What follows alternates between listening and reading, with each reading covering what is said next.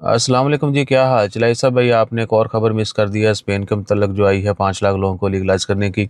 तो भाईजान वो ख़बर सिर्फ उन लोगों के लिए है जो 31 दिसंबर 2025 से पहले पहले तक यानी 31 दिसंबर 2025 पिछले साल तक जो है स्पेन में गए थे और उनका कोई भी स्टेटस है वहाँ पे, लेकिन वो लीगल नहीं है, तो उनको लीगलाइज करने का ऐलान कर दिया स्पेन गवर्नमेंट ने।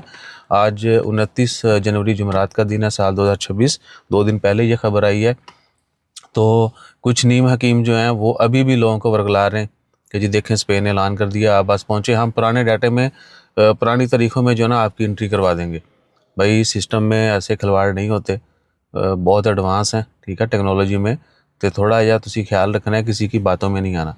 वो तमाम लोग जो 31 दिसंबर 2025 तक जो है स्पेन में एंटर हुए थे, अगर वो लीगलाइज होना चाहते हैं तो उनके लिए ऑप्शन है।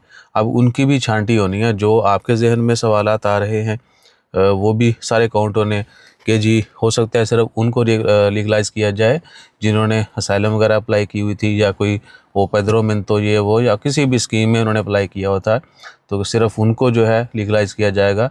जो विजिट वीज़ा इसके ऊपर मौजूद हैं उनको हो सकता नहीं करें, ठीक है। जिनके पास वैलिड वीज़ाज हैं उनको नहीं करेंगे, ये तो प्रीटी श्योर है।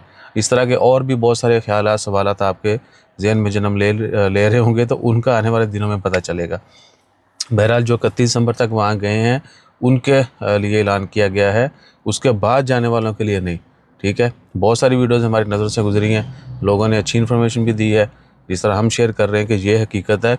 और साथ तंबाकू वाले भी हैं जी कि आप आएँ, हम वीज़ा प्रोसेस करेंगे आपका, और आपको जो है स्पेन में इंटर करेंगे, वहाँ पे पुरानी डेटों का जो है ना वो डाटा अपडेट कर देंगे कि जी फ़लाँ जगह पे हमारा भी ये चल रहा है वो चल रहा है। नहीं भाईजान, जिद्दों तुसी होते अंगूठा लाना है, ठीक है, सारा कच्चा चिट्ठा सामने आ जाना है। कौन कहाँ से कैसे आया है, कहाँ से वीज़ा लिया है, उनको सब पता होता है, ठीक है। शेंजन एम ही नहीं उन्होंने बनाया है, यूनिटी ऐसे नहीं बनती, सही है। तो किसी की बातों में मत आइएगा। और हाँ, वैसे आप टूरिज़्म के लिए जाना चाहते हैं, वीज़ा लेना चाहते हैं, तो वो अलग पर्पज़ के लिए लें, इस पर्पज़ के लिए किसी की बातों में मत आइएगा, सही है जी। वैसे भी ओमान से स्पेन का वीज़ा थोड़ा टफ हो चुका है। एक तो स्टेटमेंट वाला जड़ा ना काफ़ी आहो, बहुत डीपली वो देखते हैं चीज़ों को, और उसके बाद इंटरव्यू भी 80% तक वो इवन के जो टूरिस्ट वीज़ा पे जाते हैं ना उनको नहीं जानती भिखांग की करिए, ये इंटरव्यू के लिए बुलाते हैं, ठीक है।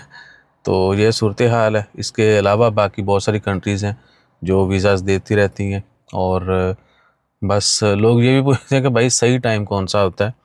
तो भैया सही टाइम ये होता है कि आप उस वक्त अप्लाई करें जब यहाँ पे कोई वेकेशन वगैरह, छुट्टियाँ वगैरह, हॉलीडेज़ चल रही हूँ या आने वाली हूँ, वो प्लान देके करें। और जहाँ पे जाना है वहाँ पे भी देखें कि क्या टूरिज़्म पीक पे ऊपर है। अब यूरोप में सर्दियों में वीज़ा बहुत कम मिलता है, पता है आपको। नए बंदे को तो करना ही नहीं चाहिए, शाज़ो नाज़र हो सकता है किसी को मिले, वरना विंटर में बहुत कम। समर में जब वहाँ पे गर्मी होती है यहाँ पे भी, तो फिर यहाँ से लोग बहुत ज़्यादा जाते हैं, ठीक है ना। तो किसी न किसी स्पेशल ओकेजन का आपने इंतखाब करना है, उस वक्त अप्लाई करना है। हमारी सर्विस लेना चाहते हो तो 00447766259657, इसके ऊपर सिर्फ टेक्स्ट मैसेज किया करें। वो इसका आओ शाव हाई होला का रिप्लाई नहीं किया जाता है। हालांकि असी उन्होंने भी कर दी है, लेकिन इन्हें ढीठने नहीं हटते, ठीक है। डिटेल मैसेज करें, एक ही मैसेज करें।